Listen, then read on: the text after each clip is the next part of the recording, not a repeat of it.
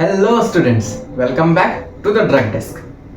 तो बच्चों, पिछले वीडियो में हमने HAP का फर्स्ट पार्ट जो कि है इंट्रोडक्टरी पार्ट, हमने उसे कवर अप कर लिया था। कुछ टर्मिनोलॉजीज और कुछ डेफिनेशंस के साथ हमने इसका इंट्रोडक्शन खत्म किया था।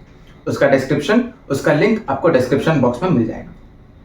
उसके बाद आज हम स्टार्ट करने वाले हैं उसका सेकेंड पार्ट जो कि है HAP का सेकेंड पार्ट जो कि है द सेल। तो एक बार क्विक रिवीजन ये कर लेते हैं कि सेल के बारे में हमने लास्ट क्लास में क्या पढ़ा था। लास्ट क्लास में हमने पढ़ा था साइटोलॉजी जो कि है the study of structure and function of cell. तो आज हम वही स्टार्ट करने वाले हैं। तो लेट अस स्टार्ट।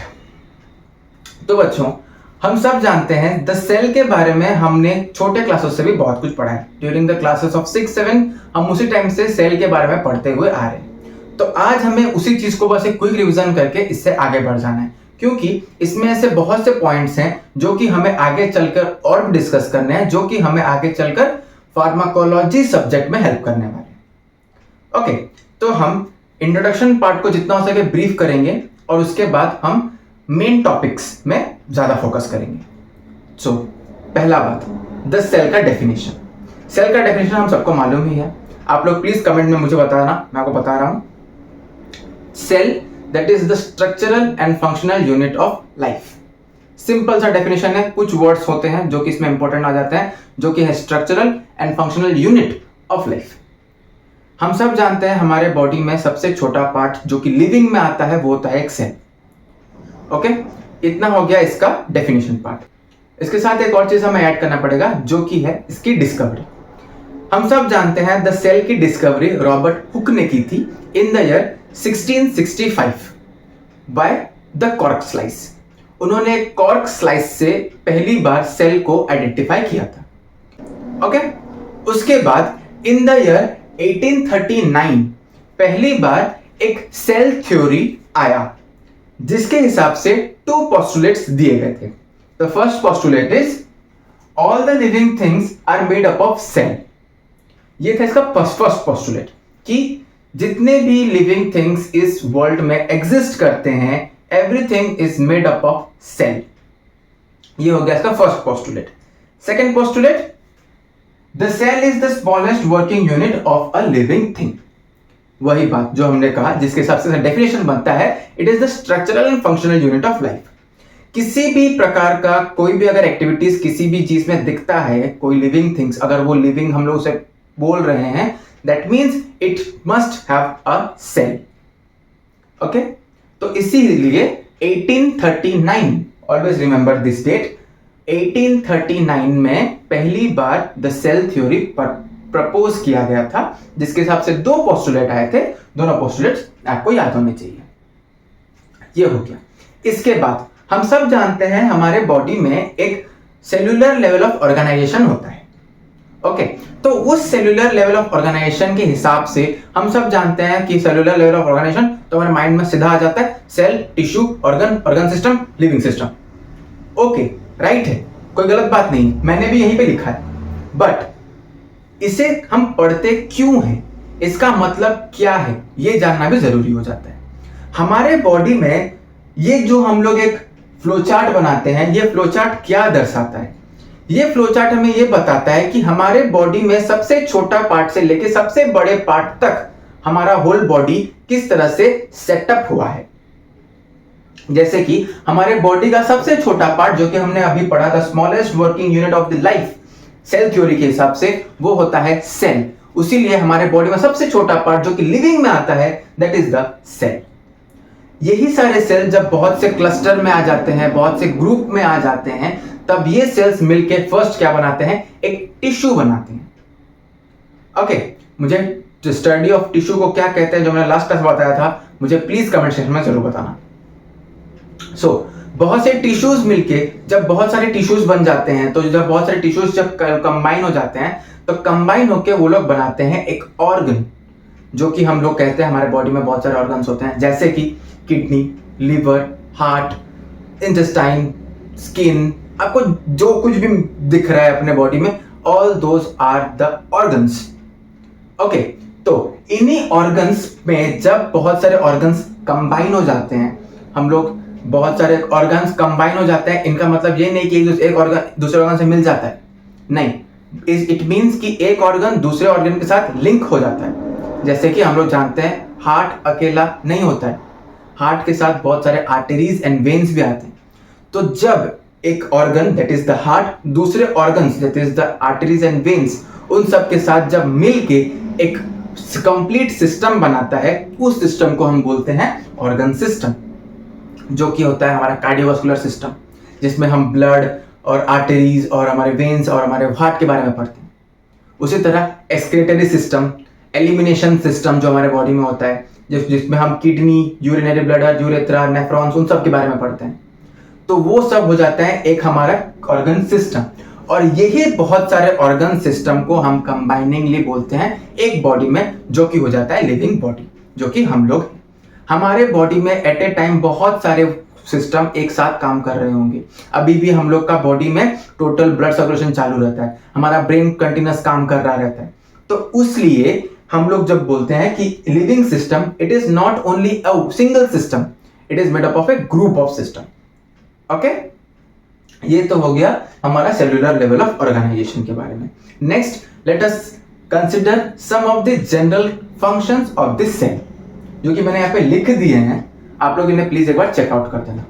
ओके, तो फंक्शन, हमारे सेल्स का फर्स्ट एंड फॉरमोस्ट फंक्शन होता है ग्रोथ एंड रिपेयर।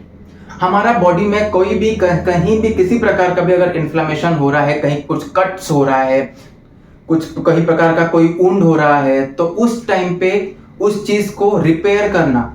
हमारा यहाँ पे एक कट आ गया, तो उस कट में जो हमारा स्किन दो भागों में दिख जाता है, हमें जो बीच में हमारा मसल्स दिख जाता है या बीच में हमारा कुछ ब्लड पार्ट दिख जाता है, उस पार्ट को कवर अप करने का काम सेल का रहता है, तो वो भी उसका एक फंक्शन आ जाता है। तो वही होता है ग्रोथ एंड रिपेयर। हमारा बॉडी में हाइट बढ़ना, हमारा बाल का ग्रोथ करना, नाखून का ग्रोथ करना, इन सब बातों में सेल का हाथ रहता है। तो first growth and repair. Second metabolism, that is metabolism हमेशा हम लोग सिंगल नहीं पढ़ते, क्योंकि हम लोग अब फार्मेसी लाइन में आ गए हैं। हम लोग अब मेटाबॉलिज्म को दो भाग में डिवाइड कर देते हैं, that is the anabolism and catabolism. इन दोनों का मतलब हम फार्माकोलॉजी जब पढ़ेंगे तब हम लोग समझेंगे।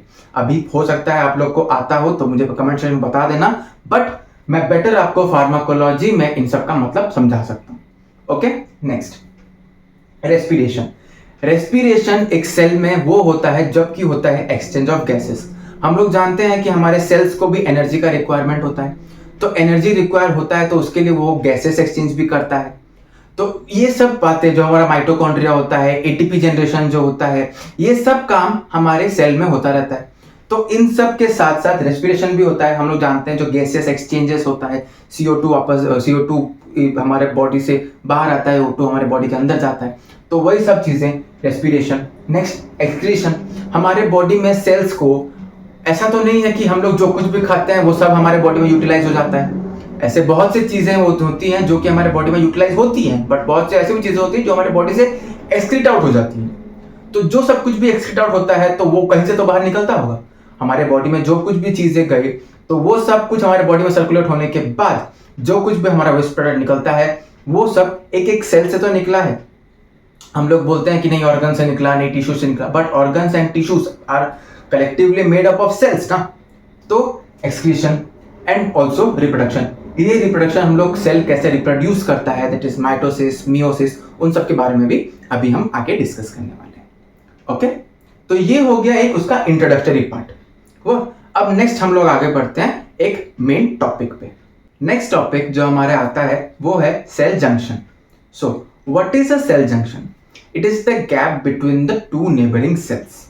ओके, दो सेल्स अगर आपस में एक साथ रहेंगे तो उनके बीच का जो कुछ भी पॉइंट रहेगा ऑफ कनेक्शन और इंटरकनेक्शन और तो गैप रहेगा, उस पॉइंट को हम लोग को कहते हैं cell junction. Generally cell junctions तीन टाइप के होते हैं। First occluding junctions, second communicating junctions and third one is the anchoring junction. Okay, so first occluding junction. Occluding junctions वो जंक्शंस होते हैं जिसमें कि इंटरसेल्युलर एक्सचेंज को प्रिवेंट किया जाता हो। ऑक्लूडिंग junctions generally prevent the exchange. while the communicating junctions allows the exchange। दोनों में यही बस एक फर्क आता है कि एक को टाइटली जंक्शन कहते हैं, दूसरे को गैप जंक्शंस कहते हैं, इसलिए क्योंकि एक में टाइट जंक्शन होने के कारण वहां पे प्रिवेंट हो जाता है गैसेस और किसी भी टाइप का सब्सटेंसेस एक्सचेंज के लिए, जबकि गैप जंक्शन में जहां पे गैप आ जाता है तो वहां पे इजी पास अवे का हम लोग विजिबल होता है, इसलिए वहां पे हम लोग सब्सटेंसेस का एक्सचेंज हम लोग देख सकते हैं। सो occluding junctions prevent while the communicating junctions allows the exchange। Anchoring junctions वो जंक्शंस होते हैं जो कि एक मैकेनिकल स्ट्रेंथ प्रोवाइड करते हैं दोनों सेल्स को। मैकेनिकल स्ट्रेंथ प्रोवाइड करने के कारण इन्हें इसलिए ये वहां पे सेल एंकरिंग जंक्शंस कहा जाता है। इनके बारे में बस इतना ही जानना चाहिए हमें कि first occluding junctions prevent the exchanges of materials, second हमारा communicating junctions that permit the exchange of materials, while the third one, that is the anchoring junctions, they provide as they or they help the cells for their as a mechanical strength। ये लोग एक mechanical strength देगा, एक exchange को prevent करेगा, while एक exchange को permit करेगा। इतना हो गया हमारा सेल जंक्शंस। नेक्स्ट हमारा जो पॉइंट आता है वो आता है होम्योस्टेसिस। होम्योस्टेसिस का सिंपल मतलब होता है स्टेबल। द वर्ड होम्योस्टेसिस, जो एक वर्ड हम लोग सुन रहे हैं कब से, होम्योस्टेसिस, वो जनरली दो वर्ड से मिलकर बना रहता है। एक होता है होम्यो, दूसरा होता है स्टैटिस, जो कि मैंने यहाँ पे लिख दिया है। होम्यो का मतलब होता है सेम, वाइल स्टैटिस का मतलब होता है स्टैंडिंग। ओके, तो द वर्ड होम्योस्टेसिस हम लोग को ये बताता है कि ये एक मैकेनिज्म होता है और ये हमारे बॉडी में ही होता है। हमारे बॉडी में जनरली जो इंटरनल एनवायरनमेंट है उसमें चेंजेस होते रहते हैं, तो अगर एक का लेवल कम होता है तो दूसरे का लेवल बढ़ ना जाए, और दूसरे का लेवल अगर बढ़ जाए तो तीसरे का लेवल कम ना हो जाए, इसलिए हमारा body automatically homeostasis condition maintain करता है। होम्योस्टेसिस का सिंपल मतलब होता है एक बैलेंस प्रोवाइड करना। जैसे कि हमारे बॉडी में फॉर एग्जांपल ग्लूकोज का लेवल बढ़ जाता है, तो ग्लूकोज का लेवल बढ़ जाने के लिए उसी टाइम पे हमारा इंसुलिन भी बढ़ जाता है, जिसके कारण हमारा ग्लूकोज भी नॉर्मल लेवल पे आ जाता है। उसी चीज को जब हमारा बॉडी ग्लूकोज का लेवल राइज होता है, उसी टाइम पे हमारा बॉडी जब इंसुलिन को भी रिलीज कर रहा है, that is called as homeostasis. Homeostasis का सिंपल डेफिनेशन यही होता है कि it is the mechanism of maintaining a stable environment inside और internal of our body. Okay, ये होता है एक सिंपल डेफिनेशन होम्योस्टेसिस का। किसी कारणवश होम्योस्टेसिस नहीं मेंटेन किया जा सकता है, तब उस टाइम पे हम लोग हमारे बॉडी में किसी भी टाइप का एक डिजीज देखते हैं। ग्लूकोज बढ़ गया, इंसुलिन नहीं फॉर्म हुआ तो डायबिटीज होता है, जो कि हम लोग शुगर बोलते हैं। हम लोग का ब्लड प्रेशर राइज हो गया, उसके लिए कुछ रिलीज नहीं हुआ, जो कि हम लोग बोलते हैं रेनिन्स रिलीज नहीं हुआ, या फिर कुछ और हम लोग का ब्लड डायलेशन नहीं हुआ, हम लोग का ब्लड वेसल डायलेशन नहीं हुआ, तो उस टाइम पे हम लोग का जो ब्लड प्रेशर इंक्रीज हो जाता है, तो हम लोग बोलते हैं ब्लड प्रेशर हाई है, हम लोग को हाइपरटेंशन या फिर हाइपोटेंशन होने का चांसेस दिखता है। तो उसी टाइम पे हम लोग का होम्योस्टेसिस इसलिए मेंटेन नहीं हो पा रहा है, इसीलिए हमें मैक्सिमम टाइम हम लोग डिजीज कंडीशन फेस करते हैं। नेक्स्ट टॉपिक जो हमको पढ़ना है वो है सेल ट्रांसपोर्ट। सेल ट्रांसपोर्ट का मतलब होता है हम लोग के बॉडी में जो कुछ भी ट्रांसपोर्टेशन सिस्टम हो रहा है, जो कि सेल्स के थ्रू से होता है, उसमें जनरली एक पार्ट से दूसरे पार्ट तक जाने के लिए कौन सा मैकेनिज्म यूज होता है। जनरली सेल ट्रांसपोर्ट दो तरह से हो सकता है। सेल के अंदर से ट्रांसपोर्ट होने का दो प्रोसेस है, that is the first one is the active process और the active transport, and the second one is the passive transport. Passive transport further और क्लासेस में डिवाइड हुआ है, जैसे कि सिंपल पैसिव ट्रांसपोर्ट और सिंपल डिफ्यूजन भी बोलते हैं और फैसिलिटेटेड डिफ्यूजन भी बोलते हैं। कुछ स्पेशल टाइप ऑफ पैसिव डिफ्यूजन्स भी होते हैं, जो कि हम आगे चलकर पढ़ेंगे, इसे अभी ही पढ़ेंगे हम। पहले इसका एक ब्रीफ कर लेते हैं। First, active transport. Active transport एक टाइप का ट्रांसपोर्ट है जो कि कॉन्सेंट्रेशन ग्रेडियंट के अगेंस्ट होता है। कॉन्सेंट्रेशन ग्रेडियंट मतलब क्या? कॉन्सेंट्रेशन ग्रेडियंट मतलब होता है, मान लो दोनों कटोरी में हमने नमक वाला पानी रखा हुआ है, तो एक में ज्यादा नमक है, एक में कम नमक है। तो तो ज्यादा नमक वाला हो गया हाई कॉन्सेंट्रेशन, कम नमक वाला हो गया लो कॉन्सेंट्रेशन। तो इन दोनों के बीच में जो कॉन्सेंट्रेशन का जो डिफरेंस है, मान लो हमने एक में 10 चम्मच मिलाया है, एक में 5 चम्मच मिलाया है, तो दोनों का डिफरेंस कितना हुआ? 5 चम्मच का। तो 5 चम्मच is the concentration gradient. Concentration gradient को हम सिंपली कॉन्सेंट्रेशन डिफरेंस भी बोल सकते हैं। तो जब भी हम लोग डिफ्यूजन या फिर ऑस्मोसिस देखते हैं तो उसमें हम लोग पाते हैं कि सेल का जो ट्रांसपोर्टेशन होता है या फिर जो हम लोग का सॉल्यूट मैटर का जो ट्रांसपोर्ट होता है वो always higher concentration to lower concentration होता है। But in this active transport जो कॉन्सेंट्रेशन ग्रेडियंट होगा, जहां पे हायर कॉन्सेंट्रेशन ग्रेडियंट होगा और जहां पे लोअर कॉन्सेंट्रेशन ग्रेडियंट होगा, उन दोनों के बीच में जब ट्रांसपोर्ट होगा तो ट्रांसपोर्टेशन ऑलवेज ऑपोजिट होगा, that is against the concentration gradient. मतलब जहां पे कॉन्सेंट्रेशन कम होगा वहां से हायर कॉन्सेंट्रेशन में जाना है। तो इस काम के लिए हमें एनर्जी का दरकार पड़ता है, एनर्जी का यूज आता है। तो इसीलिए एक्टिव ट्रांसपोर्ट को अपहिल मूवमेंट भी बोला जाता है।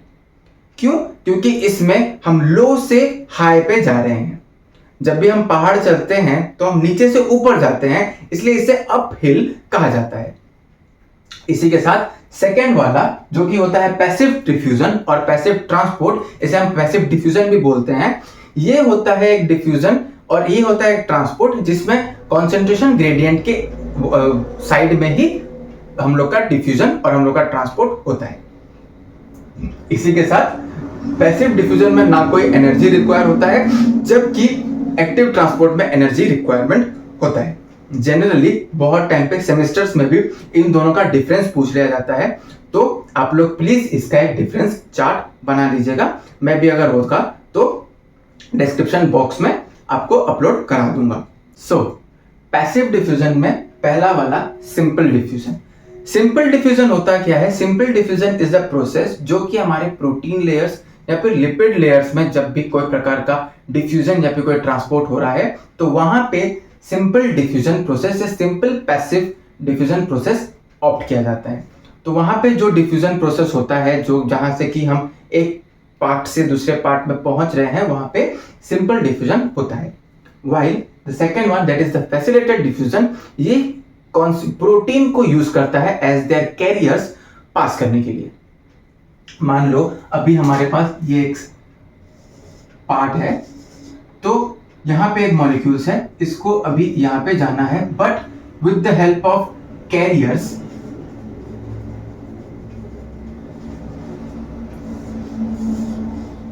जब ये यहां से यहां पास करेगा, ये मान लो एक सेल मेम्ब्रेन है,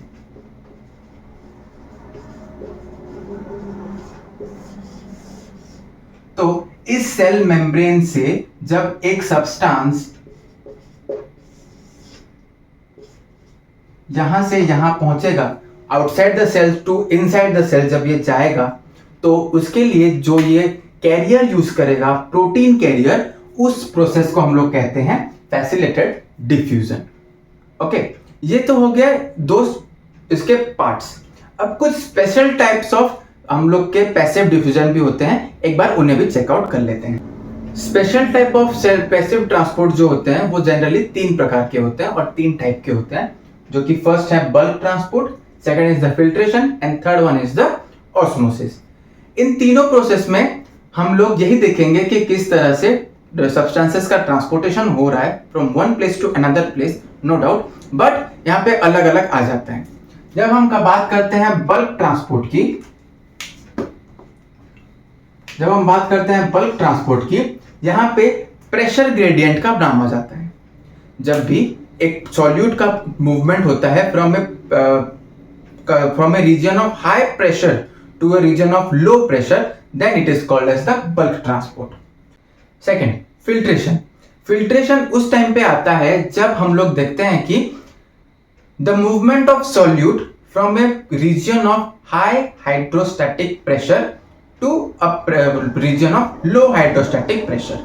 जब बात सिंपल प्रेशर की आ जाए तो बल्क, जब बात हाइड्रोस्टैटिक प्रेशर की आ जाए तो फिल्ट्रेशन, और जब बात ऑस्मोसिस की आती है, यहां पे एक और वर्ड यूज आता है, that is the semi permeable membrane.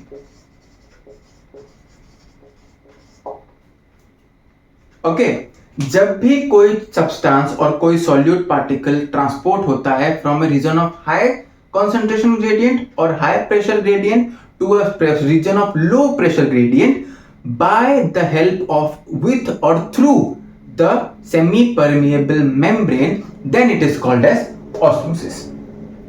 यही है बस इन तीनों में डिफरेंस। ऑस्मोसिस में सेमी परमेबल आ जाता है, जबकि फिल्ट्रेशन में हाइड्रोस्टैटिक का नाम आ जाता है और इसमें प्रेशर आ जाता है। बट तीनों में होता एक ही चीज है, हाई कॉन्सेंट्रेशन हाई प्रेशर के जगह से लो प्रेशर एरिया में आना। हमने अब तक पैसिव डिफ्यूजन के बारे में और पैसिव ट्रांसपोर्ट के बारे में तो पढ़ लिया कि उसमें हम लोग करते क्या है। अब बात करते हैं थोड़ा सा एक्टिव ट्रांसपोर्ट की तरफ। एक्टिव ट्रांसपोर्ट में हमने बस इतना जाना है कि जो कुछ भी ट्रांसपोर्ट होता है वो अगेंस्ट द कॉन्सेंट्रेशन ग्रेडियंट होता है। ओके, तो इसमें एक्चुअली होता क्या है, देखो मान लो ये ग्रीन लाइन में जो दो लाइन है ये एक सेल मेम्ब्रेन है। Okay, this is the part of the cell membrane. Okay, और यहाँ पे जो ब्लैक बॉक्स है ये एक प्रोटीन कैरियर है। ओके, और यहाँ पे जो ब्लू में आपको दिख रहा है ये एक सॉल्यूट पार्टिकल और एक सब्सटेंस है। मैं यहाँ पे सब्सटेंस लिख दे रहा हूं।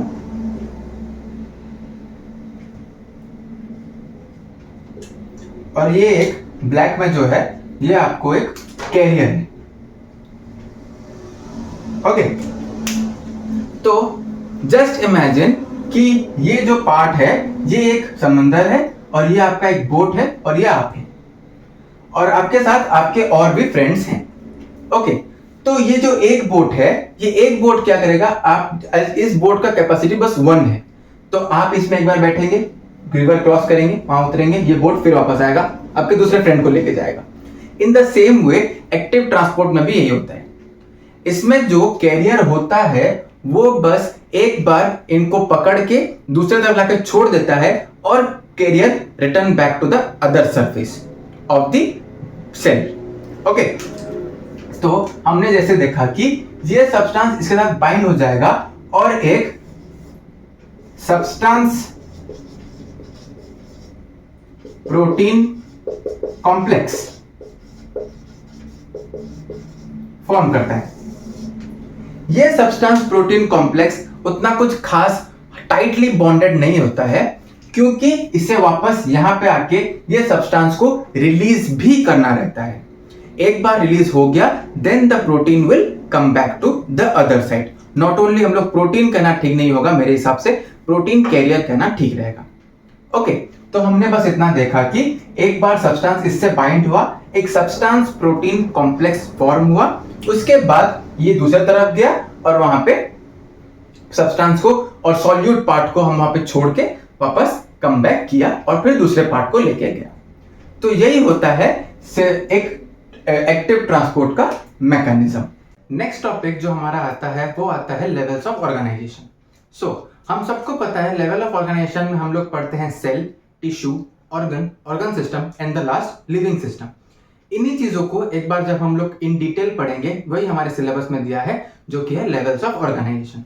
लेवल्स ऑफ ऑर्गेनाइजेशन में हम लोग को क्या क्या पढ़ना है, हमें देखना है chemical level, cellular level, tissue level, organ level, system level and the last one is the organism level. Okay, chemical level of organization ये एक बेसिक लेवल ऑफ ऑर्गेनाइजेशन है जिसमें कि हम एटम्स को के बारे में पढ़ते हैं। जब दो और दो से ज्यादा एटम्स एक साथ कंबाइन हो जाते हैं उसे हम बोलते हैं एक मॉलिक्यूल। हमारे लिविंग के लिए कुछ एटम्स क्रूशियल रोल प्ले करते हैं जैसे कि carbon, hydrogen, oxygen, sulphur, phosphorus, nitrogen. ये सब कुछ एलिमेंट्स होते हैं जो कि हमारे डेली लाइफ में क्रूशियल रोल प्ले करते हैं for the maintenance of the life. ये हो गया केमिकल के बारे में। Next cellular level. Cellular level में हम पढ़ते हैं सेल का स्ट्रक्चर के बारे में। ये हमारा पहला तो हो गया एटॉमिक लेवल, सेकंड हो गया सेल्यूलर लेवल। सेल्यूलर लेवल में हम लोग पढ़ते हैं सेल के बारे में, सेल का स्ट्रक्चर, उसका फंक्शन के बारे में। जब बहुत सारे एटम्स जो कि हमने पहले डिस्कस किया वो सारे एटम जब एक साथ कंबाइन हो जाते हैं और एक सेल का फॉर्मेशन करते हैं उसी पार्ट को हम बोलते हैं cellular level of organization. Next the next जो आता है हमारे पास वो होता है tissue level of organization. Tissue level of organization में भी वही होता है जब बहुत सारे सेल मिल जाते हैं और एक कलेक्टिवली एक टिश्यू का फॉर्मेशन होता है, जैसे कि हो गया epithelial tissues, connective tissues, muscular tissues, cardiovascular tissues, ये सब डिफरेंट डिफरेंट टिश्यूज होते हैं जो हमारे बॉडी में प्रेजेंट होते हैं।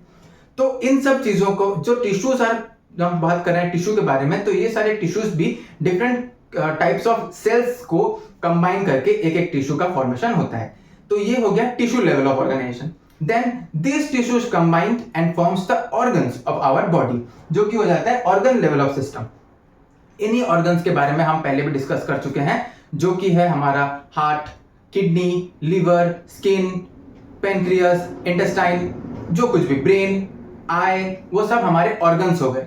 वही जब आ जाता है सिस्टम लेवल के बारे में, सिस्टम में हम पढ़ते हैं इन सब का combination form, that is the combination of eye और द कॉम्बिनेशन ऑफ इंटेस्टाइन और the combination of heart with the blood vessels, उनके बारे में पढ़ना, वो हो जाता है हम लोग का system level. Then the last one, the organism level. Organism level वो लेवल होता है जिसमें कि हम कलेक्टिवली ऑल बॉडी पार्ट्स का, ऑल बॉडी सिस्टम के बारे में पढ़ते हैं। तो ये हो गया हमारा level of organisms, organism level. जो नेक्स्ट टॉपिक हमारे पास आता है वो है टिश्यू। हमने अब तक सेल के बारे में थोड़ा बहुत पढ़ लिया, सेल का ऑर्गेनेल्स के बारे में पढ़ लिया, उनका लेवल पढ़ लिया, स्ट्रक्चरल लेवल ऑफ ऑर्गेनाइजेशन पढ़ लिया। अब हम आते हैं टिश्यू पे। तो हम सबको पता है टिश्यू क्या है, एक ग्रुप ऑफ सेल होता है। तो टिश्यू का प्रॉपर डेफिनेशन क्या होता है, पहले उसे एक बार देख लेते हैं। तो टिश्यू का प्रॉपर डेफिनेशन ये होता है कि ये क्या होते हैं ना, ये एक कलेक्शन ऑफ सेल्स होते हैं। किस टाइप के सेल्स? वो टाइप के सेल्स जिनका ओरिजिन सेम होगा और सिमिलर होगा, जो कि एक ही जगह से ओरिजिन होंगे। ओके, तो tissues are a group of cells having common origin which have the function to do things together. मतलब tissues are the group of cell, ये ग्रुप ऑफ सेल हैं जिनका ओरिजिन सेम रहता है और ये एक साथ काम करते हैं किसी एक एक्टिविटी को परफॉर्म करने के लिए। ओके, तो हम लोग जब लिखेंगे तो टिश्यूज का प्रॉपर डेफिनेशन होगा कि these are the group of cells having common origin and function together to carry out a specific activity. Okay, ये हो गया हमारा टिश्यू का डेफिनेशन। इसके बाद हम देख लेते हैं टिश्यूज के कुछ टाइप्स। जैसे कि टिश्यूज होते हैं जनरली 4 टाइप के। एक first that is the epithelial, second that is the muscular, third that is the nervous and fourth that is the connective tissues. Tissue, पहला टिश्यू हमारे पास जो आता है वो होता है एपिथेलियल टिश्यू। तो एपिथेलियल टिश्यू के बारे में हम क्या जानते हैं? एपिथेलियल टिश्यू वो टाइप के टिश्यूज होते हैं जो कि हमारे बॉडी के हॉलो ऑर्गन्स में प्रेजेंट होते हैं। हॉलो ऑर्गन्स मतलब वो ऑर्गन्स जिसका अंदर का पार्ट खाली होगा। ओके, वो होते हैं हॉलो ऑर्गन्स। उसके साथ ये ग्लैंड्स में प्रेजेंट होते हैं ये, और इनका काम, ये सिंपल लेयर्स में प्रेजेंट होते हैं, कंटिन्यूअस लेयर्स में प्रेजेंट होते हैं, मे बी सिंगल और मल्टीपल लेयर्स में कंटिन्यूअसली ये लोग प्रेजेंट होते हैं। Second, muscular. मस्कुलर टिश्यूज हमारे बॉडी में एक मैकेनिकल सपोर्ट के हिसाब से काम करते हैं। जनरली मस्कुलर टिश्यूज 3 टाइप के होते हैं, उन्हें हम आगे मस्कुलर के बारे में जब हम इन डिटेल डिस्कस करेंगे तब हम लोग उसके बारे में पढ़ेंगे। Next, nervous tissue. Nervous tissues में हम पढ़ते हैं न्यूरॉन्स के बारे में, जो कि हमारे बॉडी में एक जगह से दूसरी जगह तक सिग्नल पहुंचाने का काम करते हैं। And the last one is the connective tissue, जो कि एक जगह से दूसरी जगह तक हमारा सब्सटेंसेस भी पहुंचाने के काम करते हैं, जिसका हम लोग सबको एक एग्जांपल मालूम होगा, that is the blood. So tissue में लास्ट पार्ट आता है हम लोग का मस्कुलर टिश्यूज। मैंने जैसे बताया मस्कुलर टिश्यू 3 टाइप के होते हैं, वो हैं skeletal muscles, smooth muscles and cardiac muscles tissues. तो इन तीनों का एक एक रोल होता है। स्केलेटल मसल्स वहां पे प्रेजेंट होते हैं जहां पे हम लोग का बोन रहता है। वह स्केलेटल मसल्स का काम होता है to provide the strength to the bone.